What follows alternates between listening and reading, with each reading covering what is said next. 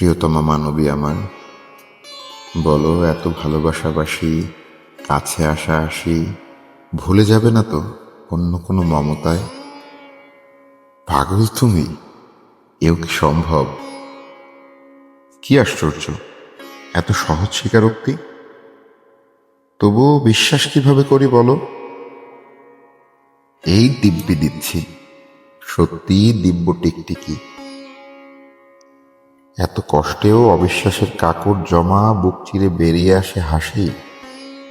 এ কোন দিব্যি হলো? কেন হবে না কেন? আমি তো বিশ্বাস করি মিথ্যে বললে টিকটিকির লেজের মতো খসে যাব এই অস্তিত্ব থেকে। কে চায় দিব্যি বা দেবতাকে অস্বীকার করতে? কে চায় এই তরুণী উচ্ছল যৌবনে জড়াতে বিরহের আঁচল? কে গায় এই ভরা মৌসুমে বুকছেরা বিরহের দরদি গান? আহ, প্রিয়তমা মানবী আমার, এতটা কষ্ট তোমায় কি মানায়? আমি কবি, তোমাকে যত সহজেই বুঝে ফেলি, নিয়ে নেই অতিশয় হাতের মুঠোয় ততটা বুঝি না নিজেকে। তার চেয়ে অধিক দুর্বোধ্য স্বরচিত কবিতা সমগ্র। কিভাবে বিশ্বাস করি? যাক, এসব কথা বাদ দাও।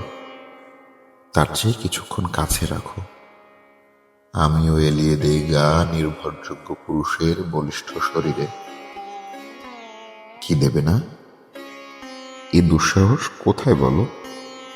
তুমি ছাড়া কে আছে আমার?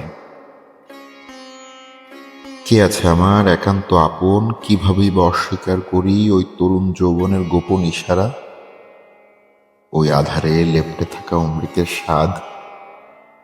একটা থাপ্পড়, শুধু দুষ্টুমি।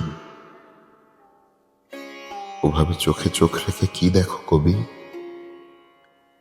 অতটা ভিখারি হওয়া তোমায় কি মানায়? কি আছে আমার যা তোমায় দিয়ে অহংকৃত বৈভবে ভরবে প্রসাদ? গর্ব জীবনের অঢেল প্রাচুর্য। কবির কি চাওয়া থাকে বলো? প্রিয়তমা মানবী আমার, কিচ্ছু চাই না, কিচ্ছু না। শুধু টান টান চোখের অপলক চাওয়া, ভালোবাসায় ভরে থাকা ছোট্ট ঘর, পেঁয়াজের রস জড়ানো আঁচলের দারুণ মোহমীয় গন্ধ, শিশিরের মতো ঘেমে থাকা আমার মুখ মুছিয়ে দেবে। কি দেবে না?